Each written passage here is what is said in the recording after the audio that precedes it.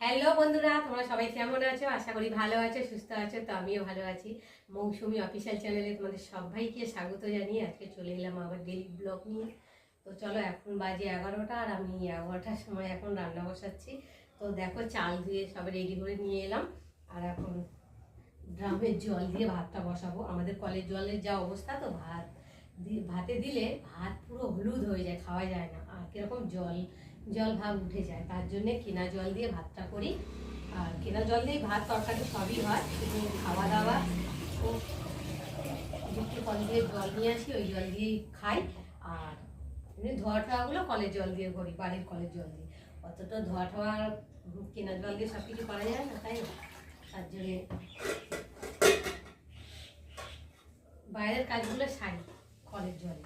আর এই কেনা জল দিয়ে সব খাওয়া দাওয়া, এইসব রান্না বান্না সব হচ্ছে। তো গ্যাসটা ধরিয়ে দেব। তো দেখো বন্ধুরা, আমি এখন বানাবো দই চিকেন। তার জন্যে চিকেনটাকে ভালো করে ধুয়ে নুন আর হলুদ একটু মাখিয়ে রেখেছিলাম। আর এখন আমি মাখাবো অল্প করে। হলুদ দেবো না, হলুদ দিয়েছি। আর অল্প করে নুন দেব, নুনও দিয়েছি, তবু অল্প করে দিলাম, অল্প করে। আর এবার দেবো গুঁড়ো লঙ্কা, এবার দেব গোলমরিচের গুঁড়ো, তারপরে দেব টক দই, তারপর এখানে আছে আদা বাটা, জিরে বাটা আর রসুন বাটা দিয়ে চিকেনটাকে ভালো করে ম্যারিনেট করে নেব, নিয়ে আধ ঘন্টা মাখিয়ে রেখে দেবো।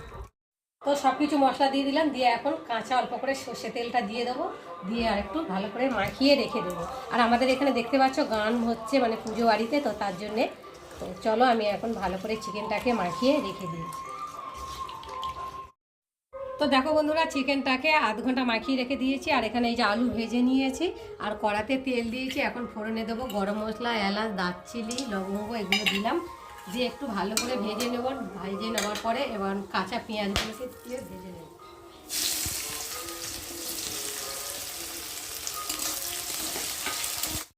তো দেখো বন্ধুরা, পেঁয়াজটা ভাজা ভাজা হয়ে গেছে। আর এখন এই যে মেরিনেট করে রাখা চিকেনটাকে দিয়ে ভালো করে কষিয়ে নেব। ভালো করে কষিয়ে নিই। দেখো বন্ধুরা, চিকেনটা ভালোভাবে কষানো হয়ে গেছে। আর দেখো, টমেটোটা মানে গোটা দিয়েছি, যাতে চিকেনটাকে তাড়াতাড়ি সেদ্ধ হয়ে যায়, আর ওই জন্যে। দেখো বন্ধুরা, চিকেনটা ভালোভাবে কষানো হয়ে গেছে। আর এখন আমি পরিমাণ মতো জল দিয়ে চিকেনটাকে ভালো করে সেদ্ধ করে নেব। সেদ্ধ হয়ে গেছে যেহেতু, একটু জল দিয়ে। তো দেখো বন্ধুরা, আমার দই চিকেন বানানো তৈরি হয়ে গেছে। আর নামাবার আগে এই যে একটু মিট মশলা দিচ্ছি, আর একটু দেবো চিনি। চিনি দিলে স্বাদটা হয়, খেতেও ভালো লাগে। তো একটু ভালো করে নাড়াচাড়া করে নিয়ে আর নামিয়ে নেব। তো বন্ধুরা, আজকে আমার দই চিকেনের রেসিপি কেমন লাগলো তোমরা কিন্তু অবশ্যই কমেন্ট করবে।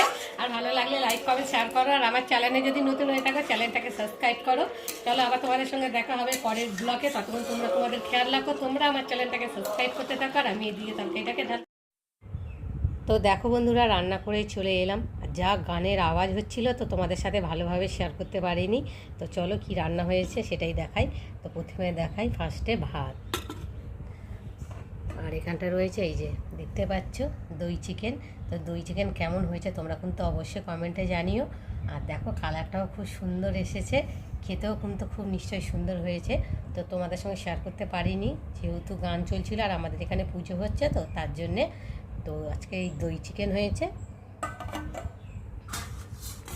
আর এখানটা রয়েছে কমলি শাক ভাজা।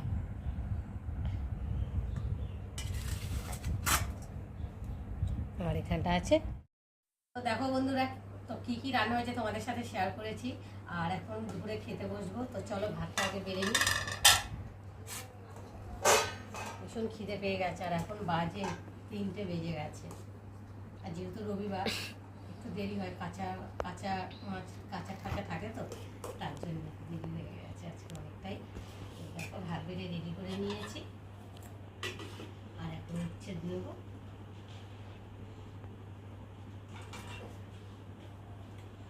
কুমড়ো শাক নেব, আর শশা নেব, টক দই তো পরে নেব। তো চলো, আগে খেয়ে দেখি। আগে তেতো দিয়ে খাই, তারপর কুমড়ো শাক দিয়ে খাবো।